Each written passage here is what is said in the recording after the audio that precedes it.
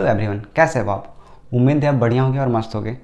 आज हम समझेंगे व्हाट इज़ साइकोलॉजी। देखो, साइकोलॉजी के लेक्चर्स हम पहले भी ला चुके हैं, लेकिन कुछ लेक्चर्स ही लाए हैं 7-8। ओके, तो एक तरह से ये जो व्हाट इज़ साइकोलॉजी हम अभी डिस्कस कर रहे हैं वो एक रिविजन के तौर पे है। ओके, हम इन डेप्थ अब समझेंगे व्हाट इज़ साइकोलॉजी, साइकोलॉजी क्या है। तो psychology is the scientific study of the mind and behaviour encompassing both human and non-human subjects and exploring conscious and unconscious phenomena, thoughts, feeling and motives। तो psychology एक diverse subject है, ये आपको पता होगा। हम जो पिछला लेक्चर था जो हम लाए थे व्हाट इज साइकोलॉजी, उसमें हम काफ़ी अच्छे से समझाए हैं। तो साइकोलॉजी एक साइंटिफिक स्टडी करता है, ठीक है। जैसे हम साइंस में कुछ भी एक्सपेरिमेंट्स करते हैं, वैसे ही साइकोलॉजी में भी हम एक्सपेरिमेंट्स करते हैं। पहले एक क्वेश्चंस लेते हैं, उस पर रिसर्च करते हैं, फिर हाइपोथेसिस लगाते हैं, फिर डाटा कलेक्ट करते हैं, फिर कंक्लूजन पे आते हैं, लास्ट में कंक्लूजन देते हैं। ओके, तो scientific study of the mind, scientific study किसका करते हैं? माइंड का करते हैं, मन का करते हैं अपना, ठीक है। जो हम जैसे सोचते हैं या हम जैसे अपना इमेज बना रखे हैं, आखिर आप ही सोचो ना, हमारा जो थिंकिंग है, जो हम सोचते हैं, उससे ही तो हम खुद को कोऑर्डिनेट करते हैं, खुद को हम समझते हैं कि हाँ हम ऐसे हैं, सोच से ही ना। देखो तो, और क्या प्रूफ है कि आप हो या नहीं हो? एक सोच से ही हम खुद को कोऑर्डिनेट करते हैं। माइंड एंड बिहेवियर का साइंटिफिक स्टडी होता है। Okay, encompassing both human and non human subjects. Humans को भी स्टडी करते हैं और नॉन ह्यूमन्स, मतलब ह्यूमन जो मतलब इंसान ना हो के भी, जैसे एनिमल्स के बारे और स्टोन्स, जो भी वो नॉन ह्यूमन्स सब्जेक्ट्स के बारे में भी हम एंड पढ़ते हैं। And exploring conscious and unconscious phenomena. Conscious मतलब जब आप जागृत होते हो, जब आप अवेयर होते हो, उस स्टेट को हम कहते हैं कॉन्शियस।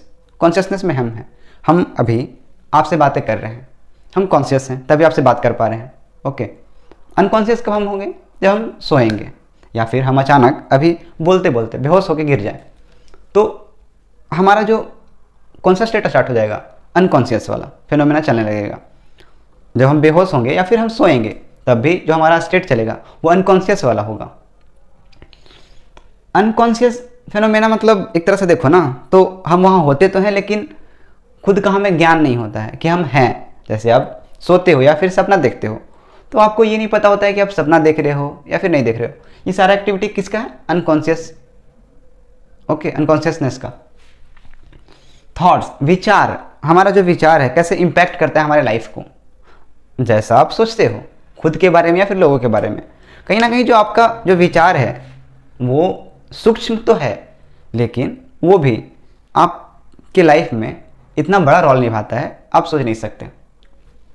फिर फीलिंग, आप कैसा फील करते हो, उसको भी स्टडी किया जाता है। And motives. Psychology is a vast and diverse. Psychology का एक डाइवर्स है और इसका वास्ट मतलब बहुत कुछ इसमें पढ़ने को है, ऐसा समझो। Field that examines a wide range of topics including, कुछ टॉपिक्स है इसमें इंक्लूड किया गया है। ओके, ह्यूमन थॉट्स, हम कैसे सोचते हैं, अपने सोच के बारे में। बिहेवियर, उनका बिहेवियर, वो कैसे एक्ट करते हैं। जैसे अब अगर जो शहर में रहते हैं उनसे जाके बातें करो, और जो गांव में रहते हैं उनसे जाके बात करो, आप दोनों में डिफरेंस नज़र आएगा। कहीं ना कहीं सोच का डिफरेंस है। जैसा वो गांव वाला सोचता है वैसा वो बात करेगा, और जैसा वो शहर वाला सोचता है बंदा, वैसा आपसे वो बात करेगा। बिहेवियर, डेवलपमेंट, आपका जो विकास है, कैसे आपका विकास होता है, आपका सोच का कैसे विकास होता है, आपका थिंकिंग एबिलिटी क्या है। पर्सनैलिटी, आप खुद के बारे में क्या सोचते हो, लोगों के बारे में क्या सोचते हो, आपका जो पर्सनैलिटी है वो खुद कैसा है। इमोशंस, आपका इमोशंस के बारे में पढ़ा जाता है इसमें। एंड मोटिवेशंस, कि कुछ पीपल देखो ना, तो जैसे दशरथ मांझी का एग्जांपल लेते हैं, वो भाई एक इतना बड़ा पहाड़ छीनी हथौड़ी से काटा ना उन्होंने छीनी हथौड़ी से। कैसे? तो क्या मोटिवेशन था वो उनके अंदर, जो एक छीनी हथौड़ी से वो सारा पहाड़ काट दिए।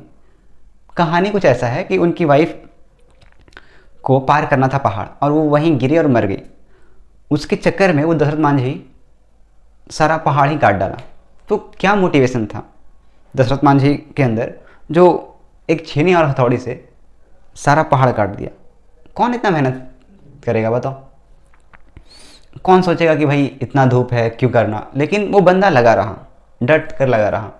कुछ तो मोटिवेशन होगा, वो मोटिवेशन कहाँ से आया? तो उसके बारे में हम स्टडी करते हैं। ओके।